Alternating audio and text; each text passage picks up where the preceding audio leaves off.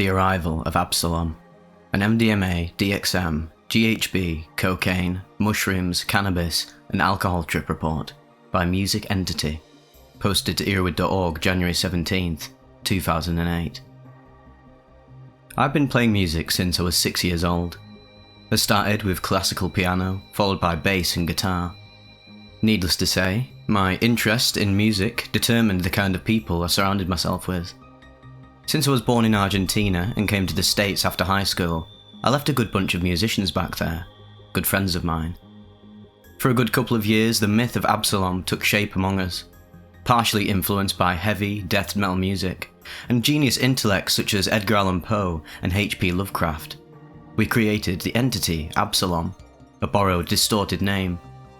The whole idea was to reach Absolom by means of jamming, as it was our belief that this entity could be brought among us with a musical search. Last New Year's Eve, 2001-2002, I had the chance to go on vacation to Argentina. As soon as I let them know that I was coming over, they started preparing a big party for New Year's Eve. I brought a couple of bottles of DXM, Agent Lemon, and some mushrooms. My friend Max brought a bottle of GHB in liquid form. We arrived at the party at my friend's loft in the harbour area of Buenos Aires at around 1900 hours, 7 PM. There were lots of hugs and happiness as I reunited with my musical friends, and I introduced my American friend Max to them. The celebrations got started immediately with a good monster bong round with 50 hydro, 50 hash. The setting was fantastic and everybody was having a great time. My friend Jay, the host, started serving chilled sangria for everyone. We talked while people kept arriving, and the crowd got bigger. This, of course, was no problem, since this loft is huge. At around 9 PM, after 2.5 glasses of sangria and a couple of more bowls, my friend Elle invited us with a nice hit of double-stacked pink ecstasy, tested as MDMA. Around 15 minutes after popping, Max proposed that we engaged in robo-flipping, which is MDMA meets DXM. After measuring our doses carefully according to body weight, we were shooting for a middle second plateau, we ingested the Agent Lemon and proceeded to smoke another bowl in order to ease our anxiety. After more or less half an hour, that is T plus 2 hours and 30 minutes from baseline, and around 30 minutes after taking the MDMA, and 15 minutes after the DXM, I started feeling the beginning of the trip. All the lights were expanded, and the colours were brutally vivid. I usually feel these on DXM much more than on ecstasy. After an hour of hitting the X, I started feeling the vacuum sensation I always get on DXM, a lack of perception of one's insides or body. I became very introverted, but without feeling bad at all, just a reflective state of contemplation. T plus 3 hours.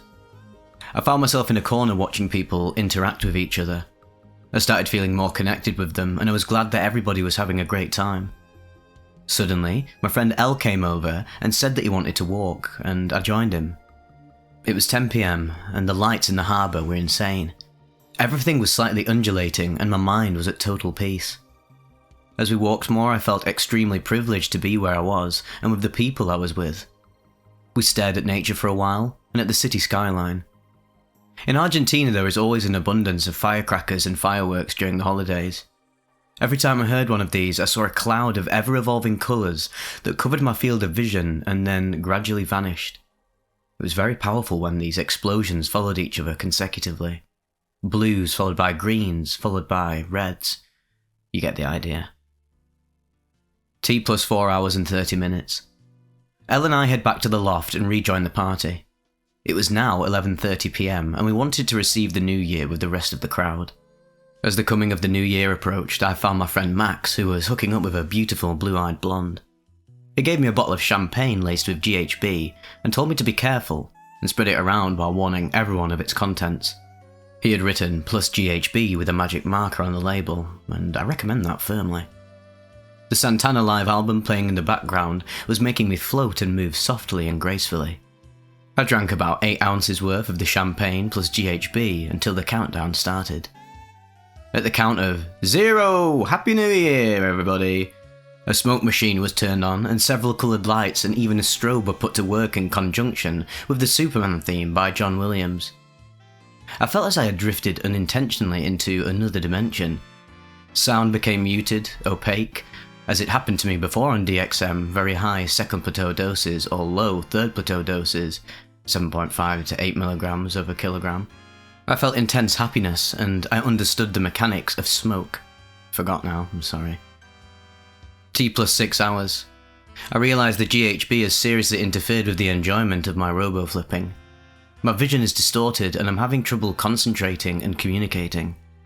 I feel drained and exhausted, and I'm deeply concerned about what's to come. My friend Jay approaches me with a bowl of marijuana and takes me out of the loft for another walk around the harbour. The fresh air brings a little life to my body, and after around 15 minutes of walking, I puke violently. I stay puking, dry heaving for a little while. The alcohol GHB purge immediately pays off, and I feel much better. Me and Jay smoke a bowl and relax looking at the River Plate, the widest river in the world. At this point, I'm deeply relaxed and rather tired. I feel now like in a normal second plateau trip, but a little more drained. It's almost 2 AM when we head back to the loft. At T plus 7 hours, a couple of people clap their hands when they see me come back in, which lifts my mood a little bit. After sitting around for a little while, my friend Jay gives a small speech thanking everyone for coming and announces he has a surprise. He walks over to an unlit area, turns on a small light and moves a curtain-type separation he has. Behind it was a circle of cushions and several instruments laying around. There was 2 guitars, several tambourines and bongos, a flute, a violin and an upright piano. The acoustic guitars were even plugged to nice amps. That's when Jay announced that we were going to attempt to find Absolom again.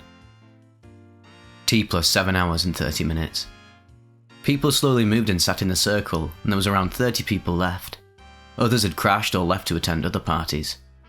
Candles were lit, and the idea was to figure out the musical way to bring Absolom into our celebration. The basic idea behind this is of course to unite musically. We were not expecting an entity to actually materialise in the middle of us, but it was more like we were to unite musically to the point of becoming the entity ourselves, a unity. Before starting the actual jam, I snorted 2 lines of cocaine in order to bring myself up and increase my concentration. I had to give myself 15 minutes before I was able to pull myself together. But anyway, let's let the music begin. At T plus 9 hours, I remember looking at the time while sitting silently.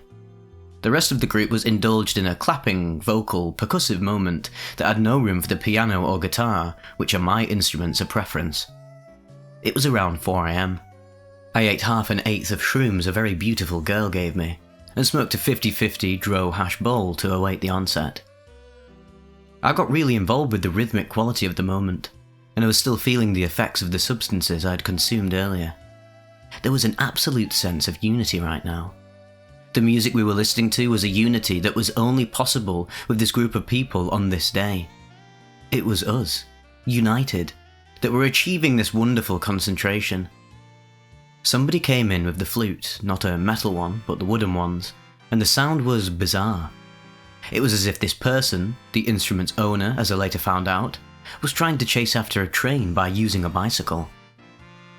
At T plus 10 hours, the flute was now totally interwoven with the percussion. My closed-eye hallucinations were incredible. They were all group-related, groups of dots, groups of lights, groups of people. My thoughts dwelled in the group theme as well. How every individual was supposed to fill a gap and function in their own little role, fundamental in order for the total to work. Suddenly I came across the question, if everyone is supposed to play a part, what is mine? I remember that prior to the shrooms I had attempted to fill in with guitars and piano, but without feeling it. Abruptly, I felt an energy ray blast through my body. I understood the meaning of my meeting with these people and what our function in general was. I understood how we always end up giving into our capricious ego and forget that we only exist for others and because of others. I felt united and empathetic with everyone, but was calm. I got up and sat on the piano. As soon as I hit the first intense and rhythmic chords, my spine shuddered. I felt a couple of wows and oohs as I incorporated my music into the groups. I was searching for my part in the whole, and I was getting there. The only way to describe this music is as maybe tribal, jazzy. Everybody was feeling the same thing. As comparisons during the next day cleared, there was an objective to be reached, and when everybody played their part to perfection, we would be able to see the product. The feeling was like a perpetual roller coaster that runs in a straight line, but the angle of the drop becomes sharper and sharper as people realise their role. After what seemed like a short and monstrous ride, we all felt overwhelmed at the sight of the product that surfaced, and the music stopped in a matter of 4 seconds. 20 people playing, stopping all within a 4-second margin, without any cues. There was a brief silence, and then we all applauded ourselves and hugged for a couple of minutes. It was now 5:30 in the morning. T plus 11 hours and 30 minutes. It was now almost broad daylight, summer in Argentina during New Year's. The sunrise was the most beautiful ever. There was clear traces and insane colours everywhere. The hallucinated ones competed with the real ones. It was appalling. I sat there with Jay for a couple of hours just talking about our friendship and the night that had just passed. Calmly, I began to feel tired. At T plus 19 hours, 7 AM, I went to bed. I woke up around 4:30 PM but was only able to leave bed half an hour later. I felt like a stampede of buffalo had just run me over. But my mind was very happy and content. I found it was severely difficult to walk, my leg muscles hurt too badly. This is something that happens to me often when I do shrooms, but it was obviously grotesquely worse this time. I puked once more around noon, but felt pretty good after that, considering. The amount of substances was way too much, and hence the physical toll was tremendous. The fact of the matter is, I stopped doing drugs, except for some weed but not even hash, altogether for 2 months. I would say I regret doing the GHB and the coke. They definitely served no purpose whatsoever, and they definitely did not combine well with the rest. The robo-flipping was very interesting, I'd done it before, but I would say it's a little short-lived if you want to party all night. It drained a lot of energy out of me, and when I added the GHB it definitely short-circuited. I didn't mention this during the detailed account because the experience was very valuable to me as a whole, but there were 2 points during the night that I felt really horrible, like I was losing control. The fact of the matter is if I hadn't done all of these substances separately as much as I have, I would have lost it for sure, and it was very, very close regardless. The first time was when I puked, obviously. I was retching very violently, and since my mind was altered, I thought I was actually convulsing for a second. I even had a closed-eye visual of myself convulsing and snapping my spine. Not pretty at all. Luckily, I had the right mindset, and I was able to control myself. The second time was after the coke.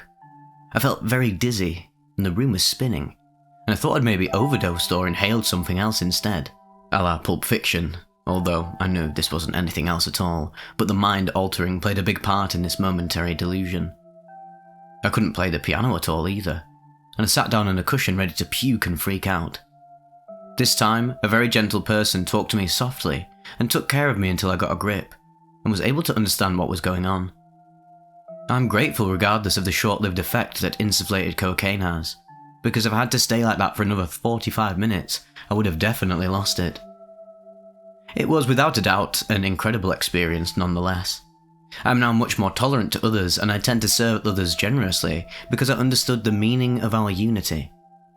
I don't think all of these substances were necessary to achieve this glorious state of unity and clarity. That's just the way the night worked out. This experience reminded me how important setting and people around you are when experimenting. It was these factors that prevented things from getting very ugly. I've seriously achieved a new outlook on substances in general, and I now know I will rarely be combining any more, with the exception of candy flipping. The magic there. The most important thing by far was my realization that we are all of us in this ride called life together, and the mentality and attitude you project is given back to you. That night, we found unity and brotherhood. I finally realized what it was that we were looking for all this time. We found Absolom.